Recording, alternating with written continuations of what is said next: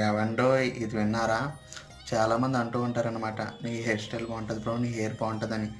అయితే అటు మా చుట్టాల్లోని మా ఫ్రెండ్స్లోని అలాగే నేను పీజీలో ఉంటున్నాను కదా, నా రూమ్మేట్ కూడా అలాగే చెప్పాడు, నీ హెయిర్ స్టైల్ బాగుంటుంది బ్రో, నీ హెయిర్ బాగుంటుంది అని చెప్పేసి. నేను దీనికంటూ స్పెషల్గా ఏం ఖర్చు పెట్టను నా హెయిర్ విషయంలో. అయితే నేను శుభ్రంగా ఆయిల్ రాసుకుంటాను. అట్ ద సేమ్ టైం ఏంటంటే కటింగ్ చేయించుకునేటప్పుడు డెప్ కటింగ్ చేయించమంటాను. ఆవుకే పెట్టేయండి శుభ్రంగా అంటాను అంతే. అంటే నేను మళ్ళీ నాకు రకరకాల స్టైల్స్ కటింగ్ నాకు నచ్చవు. స్పైక్ కటింగ్ అని, నెక్స్ట్ ఎన్సీసీ కటింగ్ అని, నెక్స్ట్ ఇంకా చాలా రకాల కటింగ్స్ ఉంటాయి. బట్ నేను అవి ఏమీ ఫాలో అవ్వను అనమాట.